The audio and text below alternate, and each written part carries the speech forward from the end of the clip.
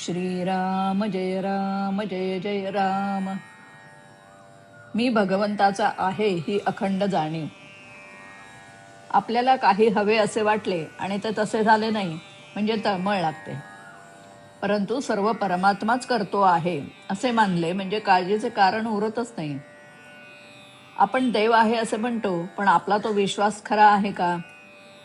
एखादा मनुष्य बुडायला लागला म्हणजे दगड जरी त्याच्या हाताला लागला तरी हा आपल्याला तारील असा विश्वास असतो आणि तो त्याला धरून आपणही त्याच्याबरोबर बुडतो.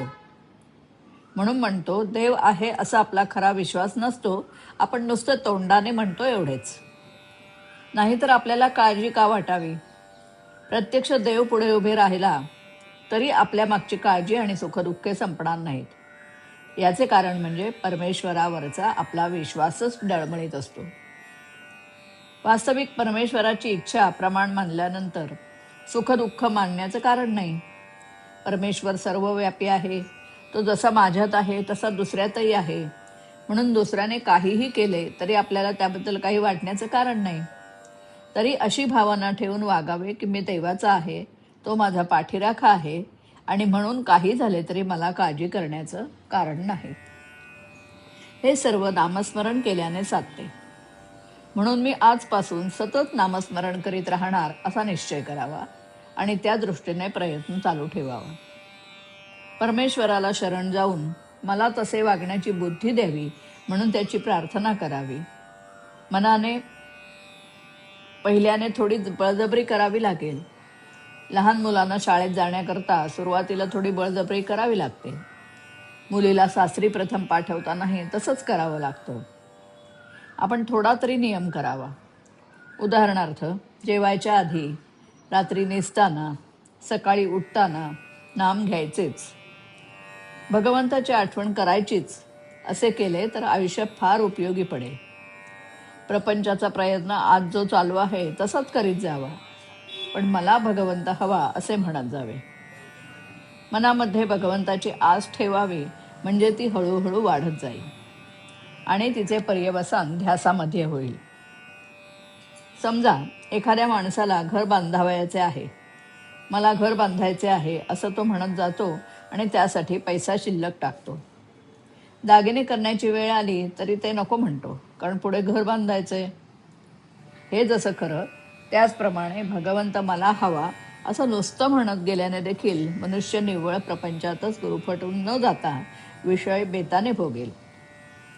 खरा ध्यास लागल्यावर ती वस्तू मिळाल्या वाचून चैन पडणारच नाही.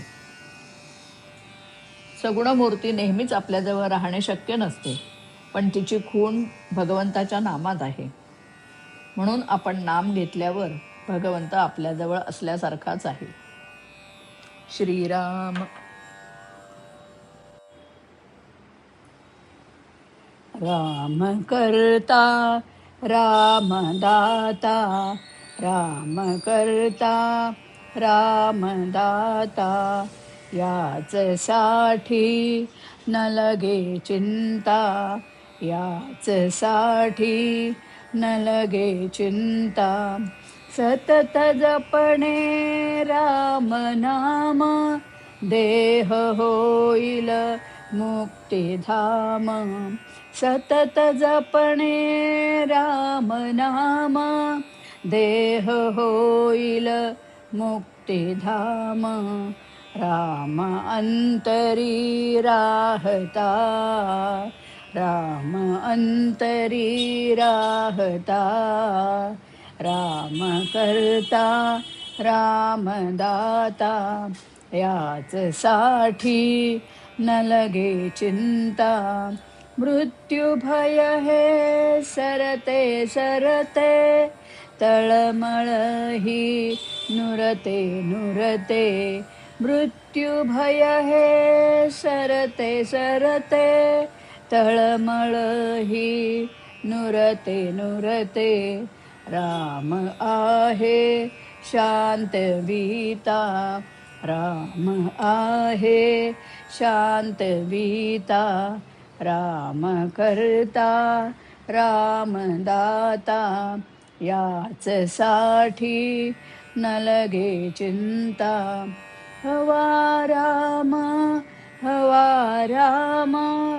म्हणून घोकू राम नाम हवा राम हवा राम म्हणून घोकू राम नाम तोच गुंता सोडविता तोच गुंता सोडविता राम करता राम दाता याच साठी न लगे चिंता राम करता राम दाता राम करता राम दाता राम करता राम दाता श्रीराम